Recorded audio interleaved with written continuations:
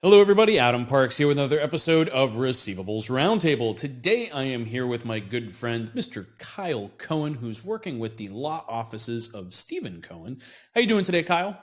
I am doing well. Thank you for having me on. I hope you're doing well as well. Absolutely. So, for those of you that have not met Kyle before, I started hanging out with Kyle, I want to say it was 5 or 6 years ago, while he was still in college and preparing to go to law school and get his law degree. And so I always found it really fascinating that he was at these conferences, and unlike the other families of attendees at these conferences, Kyle wasn't just there for the beautiful sights and locations and the great meals. Kyle was actually there building relationships, meeting people and talking with people, and just most importantly, I would say asking a lot of questions. And so I asked Kyle to come on today because one of the interesting things I've seen in the receivables management space through the years is that there's a lot of organizations that are generational. And some of those organizations, when you're transitioning or moving between generations, whether it be from father to son or whatever the case may be, there's some ways that you've seen it go really well and others that have not found that same grasp. And Kyle's grasp of not only the industry, but his understanding of the law firm, the law practice, and its overall business operations has really been impressive. And I feel like Kyle is a guy who took advantage of the head start that was available by attending the conferences and meeting the people and paying attention to the educational content that was made available to him. But I'm going to let him tell a little bit of his own story today. I just wanted to kind of give a little bit of an intro here. So, Kyle, you've seen enough of these episodes. You know my first question. Can you tell everybody a little bit about yourself and how you got to the seat that you're in today? First off, I want to say thank you for all the kind words, and I hope I can say a little bit about myself as well as you said about me. So how did I get into the industry and the seat here today? I feel like almost like you said, I've always been in the industry. True. Ever since I was growing up, it was kind of always my plan to, uh, I guess, follow in my father's footsteps and become a lawyer. And when I was young, I really didn't know what that meant.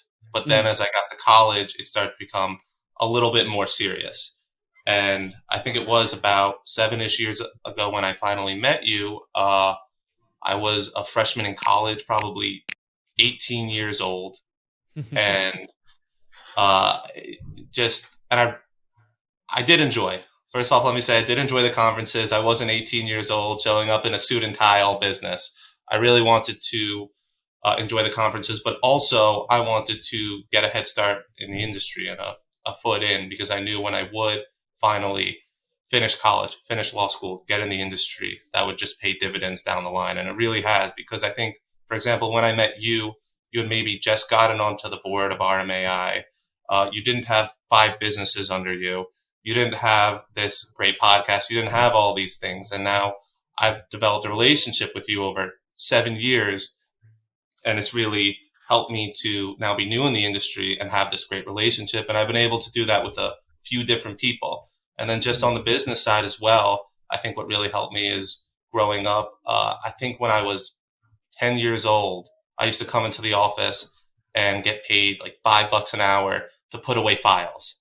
mm, And just kind of being around that office environment and growing up and doing that for a few years and slowly going and doing every single person in the office's job and learning it and really understanding it, that really once I graduated law school and was able to start here full time, I think it was really off to the races because I had so much background, so much experience, so many people in the industry I knew that I could go to and ask questions that I really look up to that I see as very valuable resources now.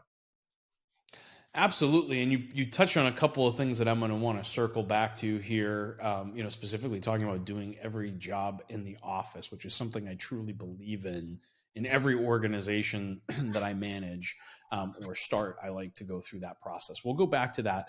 But so now you're at the law offices of Stephen Cohen. Can you tell everybody a little bit about what you guys do there? So what we do, at least most relevant to this industry, is we handle a lot of uh, the plaintiff side, civil litigation. So that would be consumer collections. We actually also do commercial collections related to this industry, and that's some things that we are building on both. And since I've been growing up, we've really been able to grow that and get more into the industry and expand our contacts. And now, over the last few years, we've just been growing significantly, and it's great work to do. Absolutely. So now this gives me the opportunity to come back to talking a little bit about doing everybody's job. But I know that this is something that you had done some of these jobs even before you finished your law degree. So you were in the office doing internship work and kind of learning the not just the high level, like here's how the business operates, but the actual nuts and bolts of moving files through the office and seeing cases that went from, hey, I received this case all the way through judgment execution and having a better understanding for all that. Can you talk a little bit about what that experience was like and maybe tell us about a few of the jobs that you specifically sat down to do? Yeah, and I really think that experience was just beyond valuable because now that, um, and let me start over, because when you join an existing business, it has all that infrastructure in place. It has all those staff.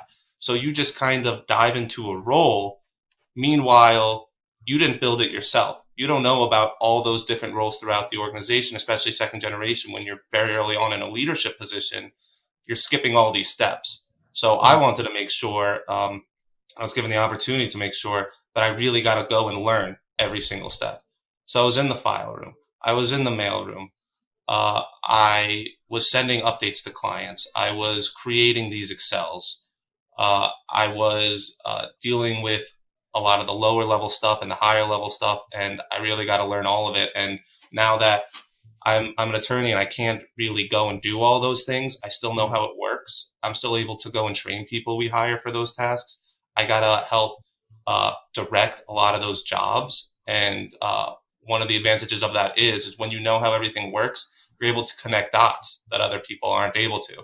So now that I've done the jobs of these four people, I'm able to go, hey, wait, this job affects this job, and I'm able to go ahead and put in a step that now makes it less work for everybody, um, and makes everything a lot better. So I think that is one of the most valuable things anybody could do who's looking at a second generation firm, is making sure that whoever's taking over knows all the steps and doesn't just step into a leadership role and is relying on people to do things that they don't know how to do themselves.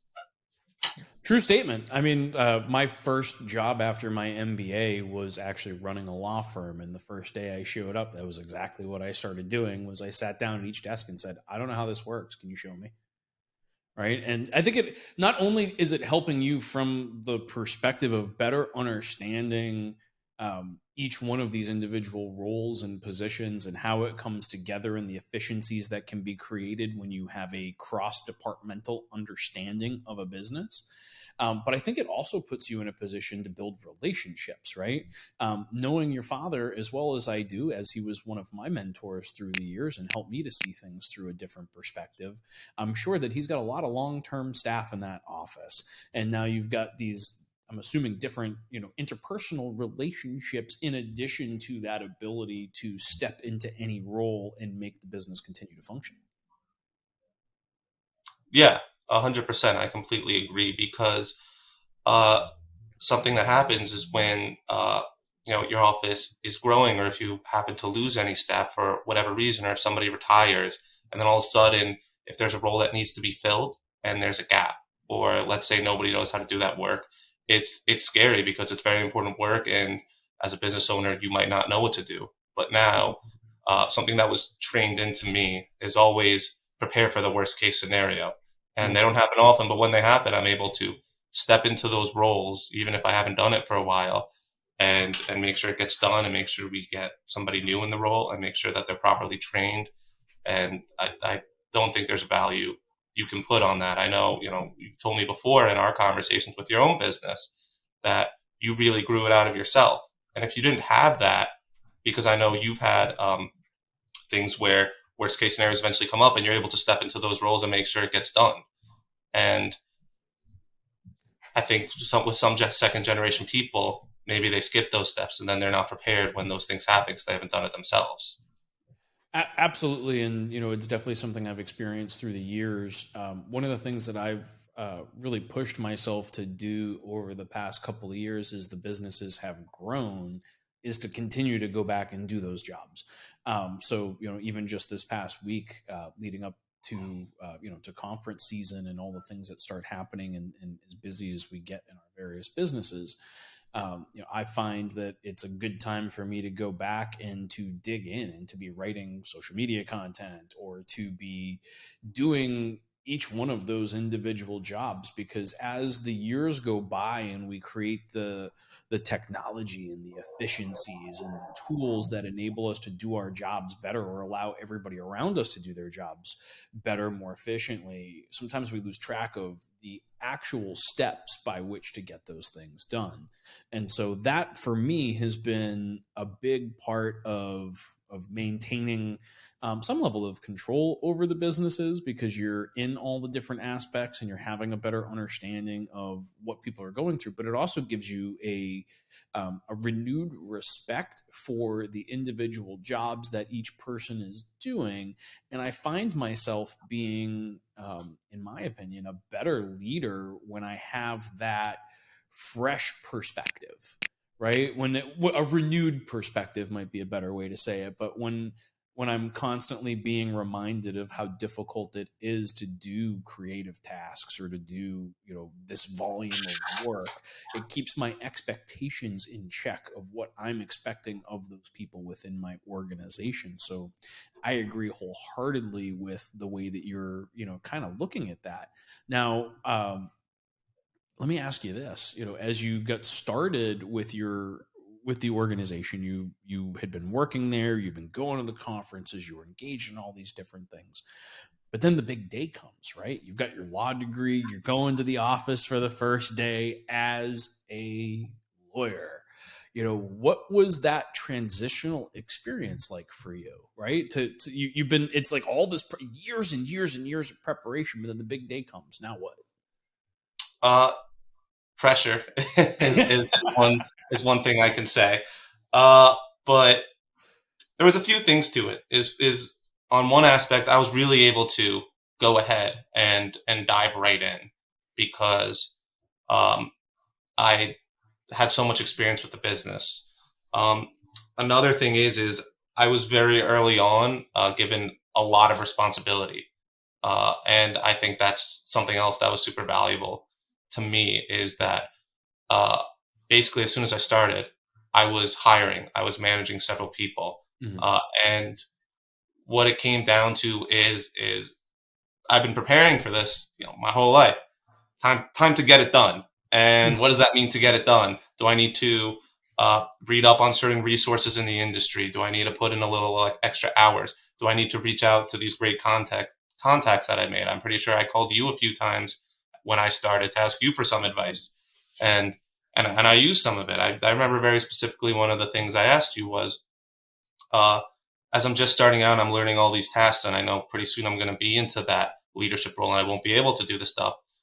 What would you suggest? What do you wish you did? And one of the things you told me was just write it down because you'll be amazed at how quickly you forget what it was like. And I did, and I went back and I used that. And one of the things is being a leader is now and doing all these different things is I got to see where can we extract the most value because I know how all these different things are done, and it's just yeah. So it's a lot to learn. It was a lot to prepare for because one of the things is being a lawyer by itself Mhm. is incredibly difficult and takes years and a lot of work. And to do that and manage a business um, was a lot, but It's a it's big something lift, buddy. that yeah. It's not an easy task, and that honestly, that's why I wanted to ask you these questions, because I see, like I said at the beginning, like I've seen so many of these transitions that have gone well, and I think you are the definition of that going well. I appreciate And then that. I think I've seen others, and I went to an extremely affluent college, right? I went to Lynn University in Boca Raton, where a lot of my classmates inherited $100 million businesses. And I saw those that got the head start and took it seriously the way that you did become incredibly successful. And I saw those that did not take a very different path to where their parents may have sold the business or other things have happened. So, let me ask you this, right? And kind of stepping out of your own shoes for a minute. But what advice would you give to the first generation listeners of our podcast as to how they can best prepare a child or the next generation to come into their business? Like, what advice would you give them based on your experience? Okay, so that's a good question. What I would suggest is, one, have them go ahead and do every single task, which you might not want to do because you maybe did go to a good college and you got good grades, and then you spent your whole life preparing to maybe go into this business, and now you're really starting from the bottom. But I think that is super valuable. And two is give them a lot of responsibility, because even if they're not exactly ready for it, and it's difficult and it's not going to go perfectly, but taking that responsibility very early on forces you to kind of sink or swim.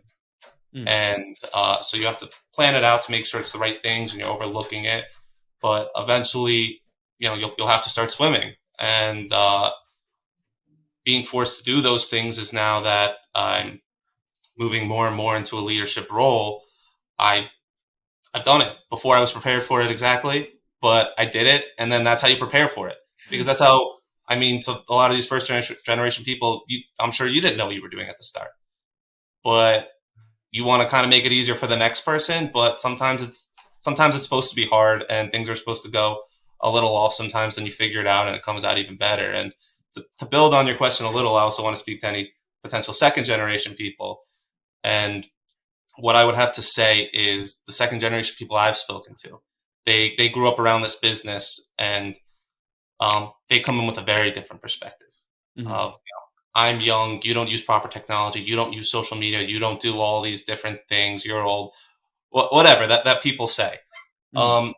And I do think there's a lot of good stuff in that, of trying to make those changes, but also it's super important, I find, to make sure you learn the things that they do and how they did it. And sometimes you just really need to grind it out, even if you think there's a better way. And skipping that, because there's a lot of value in that. Like, they built up this business for a reason, and you can't skip those steps. You need to learn those steps and then try and build off of it with all your new ideas. I think that's fantastic advice, because basically what you're saying is, don't walk in expecting, everything under the sun. You need to cage those expectations and cage your enthusiasm. And that was one of my biggest mistakes early on in my career, was It's harder showing than it up looks. into organizations and being like, so I know we've been doing it this way for, 15 years, but we're going to throw all that in the trash. And we're going to use this new, really fancy piece of technology. And everybody's going to love it. And I got all kinds of pushback from staff, and I had some people on board, some people that didn't want to be on board, and that was a downfall of the early part of my career. And I'm glad that you see it clearly, but I think some of that clear vision comes from actually participating, right? Being part of the discussion, seeing how things are operating, and understanding that organizational change takes time. Nothing good happens overnight. And if you're going to affect real change in an organization, it's going to take some time to get to that point. Kyle, thank you so much for coming on and chatting with me today. I really appreciate this, because I think there's a lot of people in our industry that are either first or second generation that are facing some of these same challenges, at least in their minds, as they prepare over the next 5 to 10 years. And it's just really not a discussion that you hear happening openly. And I know it's not a incredibly comfortable topic for those that have been through it, but I appreciate you stepping up and being, being someone who can help others go through what you've already been through and develop and gain some insight from your experience.